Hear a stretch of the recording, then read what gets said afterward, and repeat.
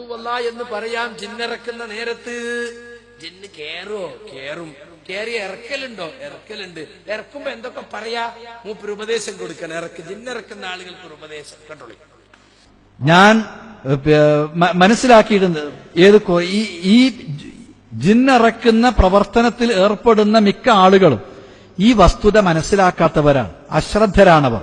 അതുകൊണ്ട് ഞാൻ അവരെ ഉപദേശിക്കുന്നു, ഫഅൻസഹുഹും ഇൻ ഇസ്തമറു ഫീ മിഹ്നതിഹിം അല്ലാ യസീദു ഫീ മുഖാതബതിഹിം അലാ ഖൗലി നബി സ്വല്ലല്ലാഹു അലൈഹി വസല്ലം ഉഖ്റുജ് അദുവല്ലാഹ് മുദക്കിറൻ ലഹും ബിഖൗലിഹി തആല ഫൽയഹ്ദരി الذين يخالفون عن امره ان تصيبهم فتنة او يصيبهم عذاب اليم والله المستعان ولا حول ولا قوة الا بالله. അവര് ചെയ്യാണെങ്കിൽ ഈ ഒരു വാക്ക് മാത്രമേ അവർ പറയാവൂ, ഉഖ്റുജ് അദുവല്ലാഹ്. അത് നബിന്റെ മുഅ്ജിസാത്തിൽപ്പെട്ടതാണ് ആ സംഭവങ്ങൾ എന്ന് ഇബ്നു അബീ ശൈബ പറഞ്ഞതും അതേപോലെ തന്നെ അൽബാനി തന്നെ നേരത്തെ ഉദ്ധരിച്ചതും ഞാൻ വായിച്ചു കേൾപ്പിച്ചു.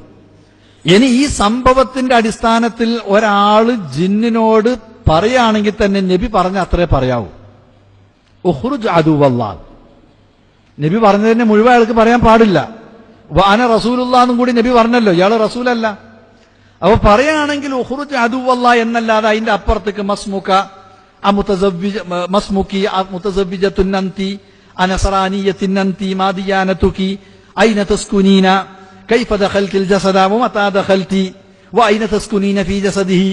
ഈ ജാതി ചോദ്യങ്ങളൊന്നും ചോദിക്കുന്നതിന് യാതൊരു അടിസ്ഥാനവും ഒരു തെളിവും ഇല്ല എന്നാണ് ഇമാം അൽബാനി അതേപോലുള്ള പണ്ഡിതന്മാർ. അപ്പൊ ജിന്ന് കേറിയ ജിന്ന് ഇറക്കാം. അങ്ങനെ ജിന്ന് ഇറക്കുന്ന ആളുകൾ ഉണ്ട് എന്നാ മൂപ്പര് പറയുന്നത്. അവർക്കൊരു ഉപദേശം മൂപ്പര് കൊടുക്കാണ്. നിങ്ങൾ പിന്നെ എന്റെ പേരെന്താണ്, ഈ കല്യാണം കഴിച്ചണോ, എന്റെ ഫോൺ നമ്പർ എന്ന് പറഞ്ഞാൽ ആരാ അയച്ചത്, കട്ടുപ്പാറ കലിങ്ങിനടിയിലാണോ താമസം, അങ്ങനെയൊന്നും ചോദിക്കാൻ പാടില്ല.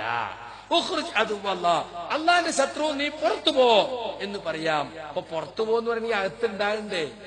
അത് മനസ്സിലാകണമെങ്കിൽ നബിയാകണമെന്നല്ലേ ഇയാളെന്നെ പറഞ്ഞത്? കണ്ടോ? ഉഖ്റുജ് നീ പുറത്തു നീ അകത്ത് വേണ്ടേ? ആ അകത്തുള്ള അള്ളാന്റെ ശത്രു തന്നെ മനസ്സിലാകണ്ടേ? അപ്പൊ സുഹൃത്തുക്കളെ, ജിന്നിറക്കലുണ്ട്, ജിന്ന് കേറലുണ്ട്. പക്ഷേ ഇന്റർവ്യൂ ഒന്നും നടത്താൻ പാടില്ല, ഇറങ്ങിപ്പോന്ന് മാത്രമേ പറയാൻ പാടുള്ളൂ. ഇനി നമ്മൾ അനസ് മുസ്ലിയാര് ഇപ്പൊ അടുത്ത് എനിക്കെതിരിൽ ശിർക്ക് ആരോപിക്കാൻ വേണ്ടി കടമത്തൂര കോക്കസ് കൊണ്ടുവന്നിട്ട് എന്റെ പെരന്റെ അടുത്ത് വന്നിട്ട് പറയാ, കേട്ടോളി. എങ്ങോട്ട് അയക്കണ്ട. ആ കുട്ടിക്ക് ഖുർആൻ അള്ളാഹുവിന്റെ റസൂൽ എടുക്കുന്ന ദീൻ പഠിച്ചിട്ട് ഒരാൾ പോവാ. ഒരു മനുഷ്യനെ ചങ്ങലക്കിട്ടിരിക്കും ഇമാം ബുഖാരി ഉദ്ധരിക്കുന്ന ഹദീസ. ഇരുന്ന് മുജാഹിദ് പ്രസ്ഥാനത്തെ പറയാൻ ഒരു മടിയുണ്ടായിട്ടില്ല. മുജാഹിദ് പ്രസ്ഥാനം ആ വിഷയത്തിൽ ബുക്ക് തന്നെ ഇറക്കിയ പ്രസ്ഥാന, അതിനെയും പരിഹരിച്ചല്ലേ നടക്കുന്നത്. ജമിയത്തുൽ ഉലമ ഒരു പുസ്തകം തന്നെ റുഖിയ ശറയ്യ എന്ന പേരിൽ ഇറക്കിയതാ. ചങ്ങലക്കിട്ടിരിക്കുന്ന ഒരു ഭ്രാന്തനെ ഒരാൾ വന്നിട്ട് ചോദിച്ചല്ലേ മന്ത്രിക്കോ, ആരെങ്കിലും മന്ത്രിക്കോ? അള്ളാഹു റസൂൽ അടുക്കൽ നിന്ന് ദീൻ പഠിച്ചു പോകുന്ന തൗഹീദുള്ള ആ വ്യക്തി അങ്ങ് ചെന്നു.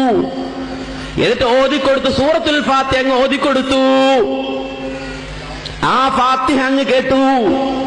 ആ ഭ്രാന്ത് ബാധിച്ച് ചങ്ങലയിൽ കിടക്കുന്ന മനുഷ്യന്റെ ഭ്രാന്ത് മാറിയെന്ന് ഇമാം ബുഖാരി ഉദ്ധരിക്കുന്ന ഹദീസിലുണ്ട്. ആ ഫാത്തിഹ ഓതാൻ അറിയുന്നവൻ തന്റെ കുട്ടിക്ക് ഒരു പ്രയാസമുണ്ടായി, ഓതിക്കൊടുക്കൂ.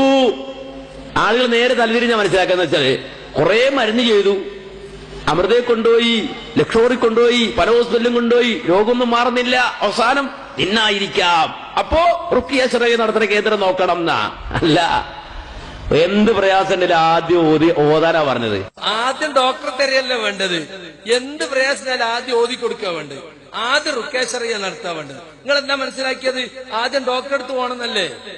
എന്നിട്ട് ഭൗതിക മരുന്നൊന്നും ഫലിക്കാതെ തോന്നുമ്പോ ഇത് ഇങ്ങനെ മരുന്നുകൊണ്ട് മാറുന്നല്ല എന്ന് മനസ്സിലാക്കിയിട്ട് റുഖിയ ചെയ്യാന്നല്ലേ? അതല്ല ആദ്യം ഓതി കൊടുക്കാൻ വേണ്ടത്.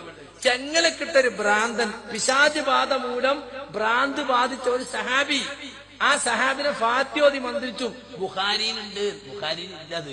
അവർ പവർ കൂട്ടുകയാണ്. അബൂദാവൂദ് എന്നൊക്കെ അല്ലേ പറഞ്ഞാൽ പവർ കുറവല്ലേ? ബുഖാരിയിലുണ്ട്.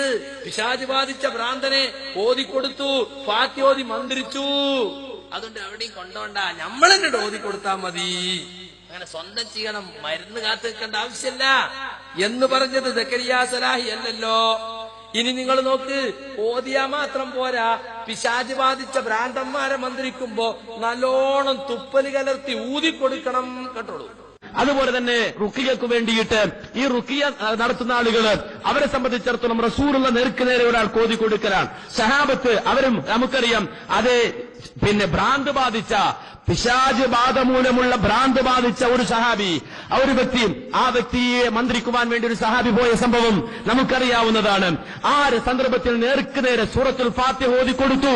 ആ ഭ്രാന്ത് മാറി. ഹദീസുകളിൽ വ്യക്തമായി നമുക്ക് മനസ്സിലാക്കാൻ കഴിയും.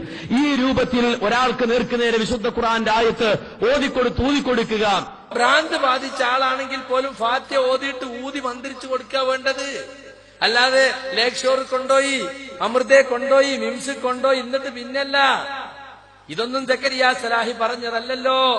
ഇനി നിങ്ങൾ നോക്കൂ, എവിടെയും പോണ്ടെന്ന് പറഞ്ഞ ആള് അവസാനം മൂപ്പരെന്ത് ചെയ്തു? ഡോക്ടർ സുബൈറിന്റെ അടുത്ത് പോയി. സക്കരിയ സലാഹി ഒരു രോഗിയോട് ഇഫ്നുർ റഹ്മാന്റെ അടുത്തൊന്ന് പോയി നോക്കിക്കൂടെ എന്ന് ചോദിച്ചു. അതാ വലിയ കേസ്. ഇപ്പോ ഡോക്ടർ സുബൈർ ഇഫ്നുർ റഹ്മാനെക്കാളൊക്കെ ഈ വിഷയത്തിൽ വളരെ മുൻപന്തിയിൽ നിൽക്കുകയും കേരളത്തിൽ ആദ്യമായിട്ട് റുഖിയ ശർഇയ്യ കാണിച്ചു കൊടുക്കുകയും ചെയ്ത ആളാ. അദ്ദേഹത്തിന്റെ അടുത്ത് ഈ അനസുംസ്യാര് പോയി കൂട്ടിക്കൊണ്ടുവന്നു. റുഖിയ നടത്താൻ കയ്യാളായി നിന്നു.